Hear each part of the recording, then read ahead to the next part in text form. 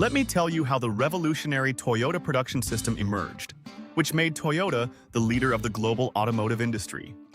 This story began in post-war Japan. At that time, Toyota was not yet the giant we know it as today. And then it was a small Japanese company that was trying to compete with American manufacturers.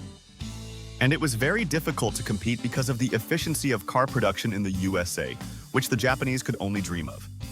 American factories worked like clockwork. Huge long conveyors, standardized models, and maximum production speed. And as a result, a very serious increase in labor productivity, which was the reason for the rapid growth of the US economy. And although the Japanese could not be called lazy, despite all their efforts, they still did not catch up with American productivity. Even Taiichi Ohno, who is considered the inventor of the Toyota production system, drew attention to this lag and wrote in his book that American workers were 10 times more productive than Japanese ones. And frankly speaking, the problem here was not with the Japanese themselves, but with objective factors that did not depend on them. Because the USA and Japan were in different economic conditions. And if the USA had a large domestic market, then the domestic market of Japan in the first decades after the war was very weak. And if American companies worked for this domestic market, then Japanese companies were forced to look for their consumers abroad. At the same time, the implementation of this strategy was hindered by the inefficient logistics of that time. Because specialized cargo ships of the Ro-Ro type for transporting wheeled vehicles would begin to appear only in the 70s or 80s. And until that time, maritime logistics was not adapted to the needs of the automotive industry. For example, cars were loaded using cranes, and the loading process itself could last several days. In addition, the size of the ships did not allow transporting a large number of cars at the same time, and the places on the ships were not optimized for the transportation of cars, which left a lot of free space on the ships.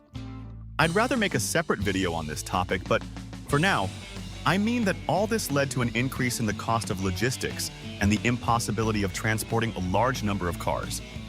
And that's why companies like Toyota technically could not take advantage of the advantages of mass production. In turn, such inefficiency forced Toyota to build a different strategy for expansion into foreign markets. And it was Taiichi Ohno who found the solution to this future strategy. It may sound paradoxical, but the solution itself was based on the shortcomings of mass production. Because the reason for the success of mass production was the production of a large number of the same type of product. At the same time, American companies that adhered to this philosophy were quite slow to respond to market needs. And this often led to the fact that companies like Ford and General Motors, by inertia, continued to produce cars that no one bought anymore. Well, this led to the emergence of unsold products, which resulted in frozen funds and a drop in profitability. A similar problem at Toyota's production was also seen by Taiichi Ohno.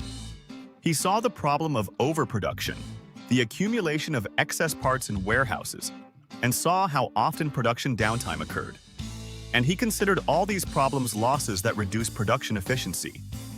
And at a time when Western companies considered all these problems an integral part of production, Ohno set himself the goal of completely getting rid of them. The only question was how to do it. The solution appeared by chance. Once, while in the USA, Ohno went to a supermarket and paid attention to an interesting detail.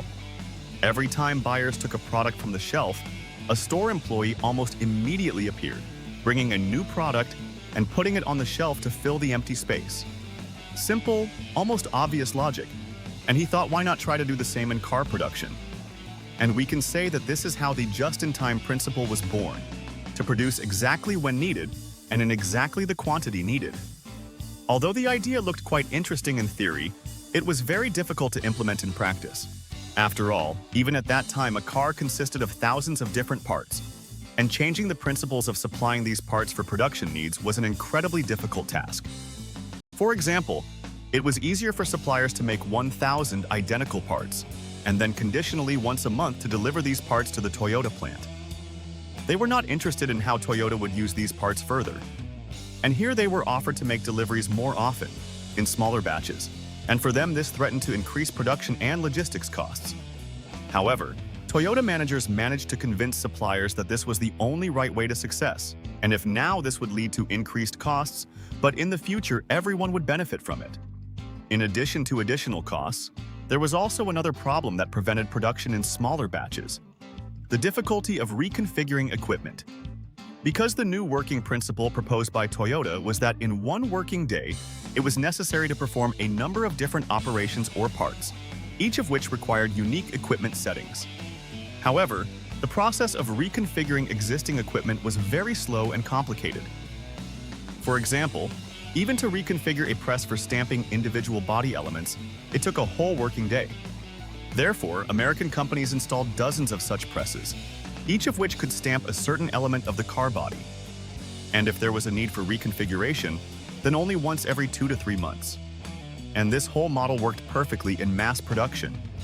At the same time, this working model was absolutely economically unviable when it came to the production of small batches, because even the equipment would not pay for itself.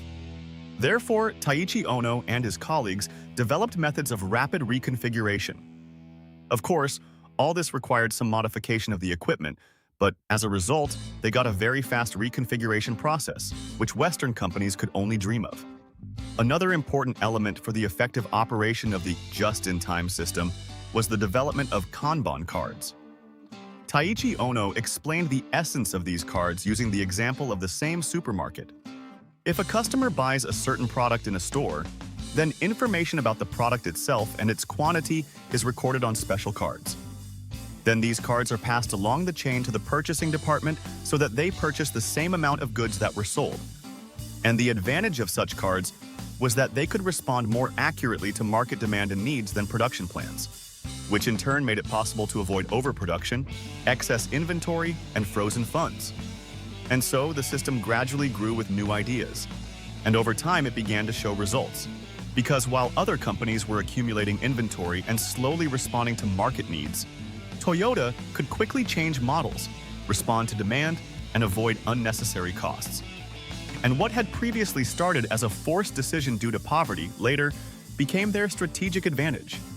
And later, thanks to the success of Toyota, this system gained worldwide popularity.